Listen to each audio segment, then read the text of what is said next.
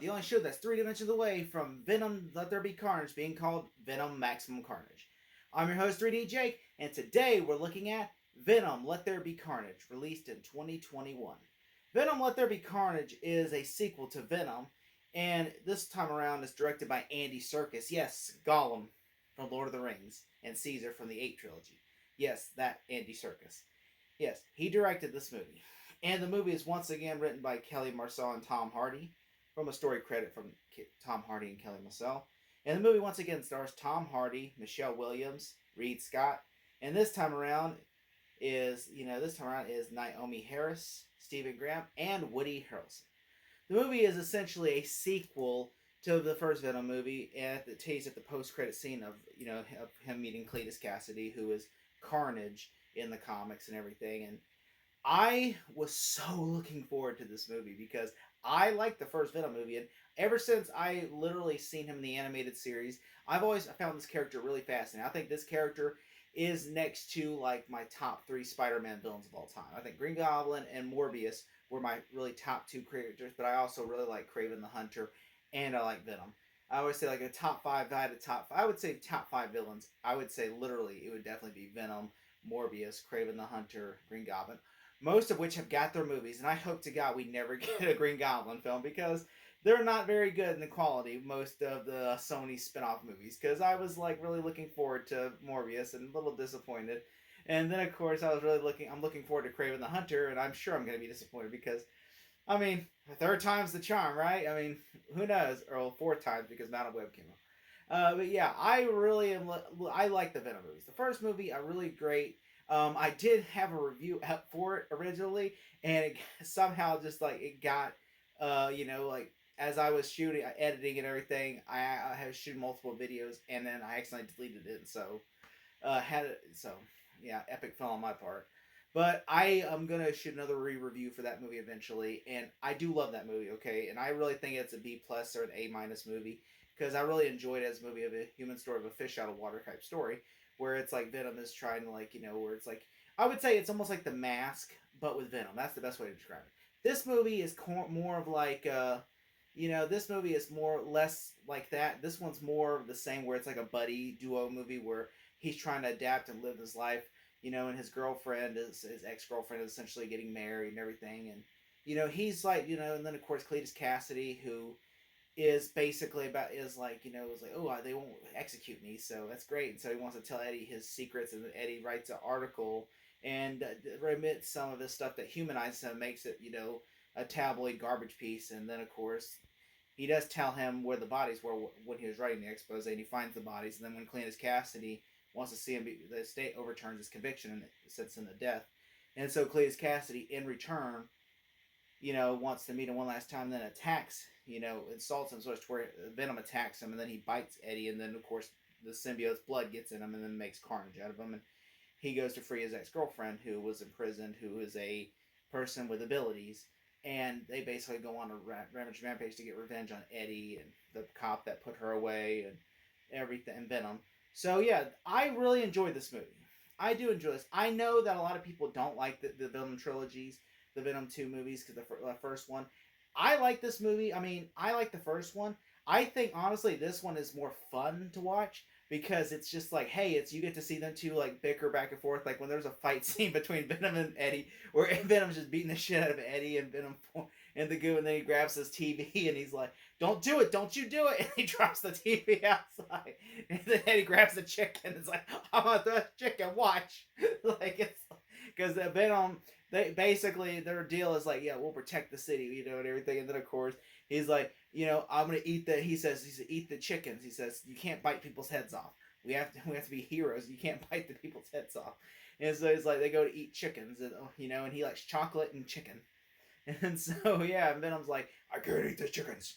Why? And he's like, why? He goes, because I already named them. He's like, what? He goes, Sonny and Cher. I was like, so I like that.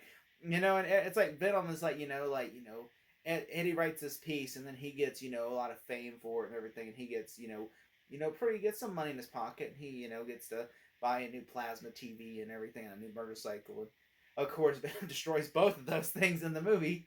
Yeah, and I enjoyed this movie a lot. I think, honestly, I like the Eddie Venom dynamic. I think that's fun, especially Venom's just so fun in this movie. And I know a lot of people were kind of bummed that they made him more of a comedic character rather than he's supposed to be this feared character. Like he was even scary in Spider-Man 3. I mean, in this, even in the Spider-Man 2 PS5 game, this character in this movie, I just like it seeing as it's a different interpretation. I'm sure one day we'll get another interpretation of this character Venom, and it'll be played more accurately evil rather than this character who is just more of a fun symbiote. And this character is an anti-hero. Like this character's not just gonna do nice things. Like, this character would rather just sit on the beach and eat chocolate and chickens than go out there and save the world.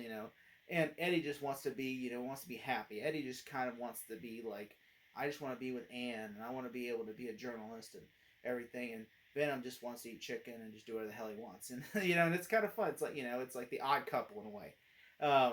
You more than a fish out of water story.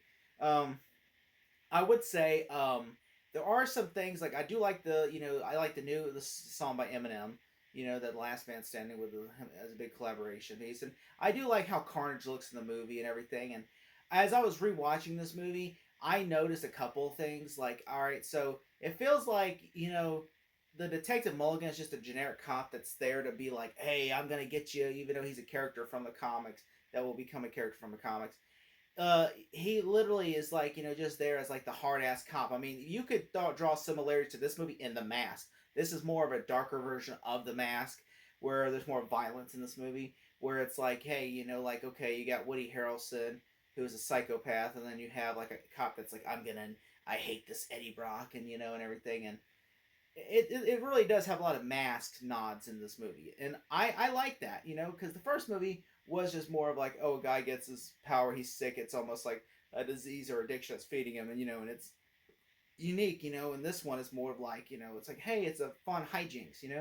I will say, I thought in the post-credit scene for the first movie, Woody Harrelson, when he looked evil and how he was portraying as evil. In this one, he portrays it more goofier, like he's more fun, like he's just having fun with the role. And I'm like, I was kind of bummed because Carnage is like an evil, sick piece of shit. Rather than this one, he's just more like, he's like, he does a couple weird things, like he does like a whole montage, like he explained like a cartoon animation montage of how he killed his family. And it just is like, this is stupid. This is like more played for laughs than it's not. Like, I don't feel bad for him. I just feel like I'm kind of tempted to laugh about it, because it's like not scary. And I did enjoy this movie, but I'm like, I just think that I was kind of bummed that they didn't make Carnage evil. Like, like Carnage should be like he is a sick person who loves to kill people. And I think like they try to humanize him by saying like, oh, you didn't write the piece about me, how I was abused by my mom, my grandmother, my father, and I had to kill them, and stuff. And I understand that, but it kind of is like you're being so goofy about it to where it's hard to take you serious. And like there is some fun stuff, like there are some funny moments, like where like when Eddie and Venom are about to face Carnage, and he's like, "You're dead." He says, "You're dead, father," because he refers to Venom as his father since Venom made Carnage, which is a nod to the comics. And he's like, when he says, "You're dead, father," there was a priest there, and he goes, "No, not me." He goes, "Not you, father." I was like, that made me laugh. I chuckled about that, and he's like, but I feel like, it should be though goofy. Like there was some stuff I did like in the movie. Like I did like how Venom going around, like like Venom being goofy and stuff. And I did like whenever like Mrs. Chan, like especially as Venom, and it's funny in how they're treating Dan so poorly, and then Dan ends up saving the day, like pouring gasoline on them, and he's like, "I got this," and then sets the Carnage on fire, and then Carnage is like going there to kill Dan. Like that, I thought that was great, and everything. And I do like how they had the damsel in distress storyline, because I know they don't like doing that nowadays because they want to make more female characters more powerful and not just the damsel in distress. And I like it when they do sometimes traditionally how they do that, but then I also like when they sometimes make it like more powerful, like in the Amazing Spider-Man movies, how Gwen is not just a damsel in distress. Although in the second one's debatable. And I like also how, there is Venom, it's like, goes off and he does his own thing, how he goes to a rave and everything else and is well liked. And then of course, and then how Carnage is going around just spreading chaos through the city. That's what I thought was great. And they even have Ravencroft, which has been absent since the Amazing Spider-Man too. And so they have that, and they have Shriek. I just kind of wish they had more cameos, nods to other villains like Kraven and Electro and stuff like that. Even though those are not in the same world, I'm just saying they can have nods that that don't really lead to nothing, just for fun Easter eggs. But whatever. I also liked, and I just felt like one thing I did not care for was Shriek. I just felt like she was there because they kind of needed a MacGuffin to stop, the Carnage and Venom, away. It just felt like, like she's just there because, like, hey, we can't just have Venom versus Carnage again.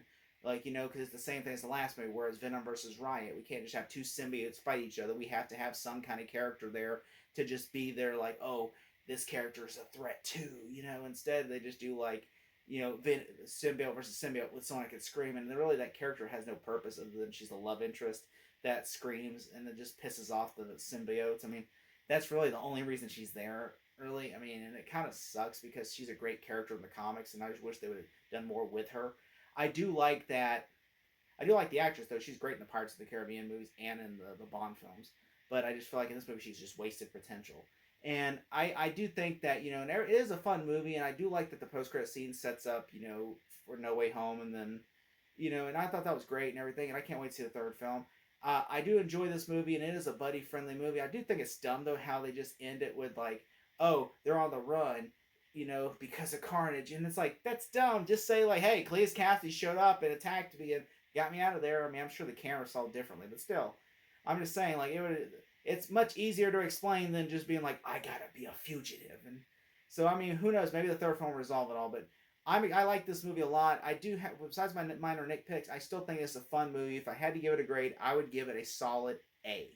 Thank you so much. Oh, wow. You could just say, I'm happy for you. That was going to be us. I am happy for you. No! God, I'm so sorry. Not sorry. This dude needs some serious couples.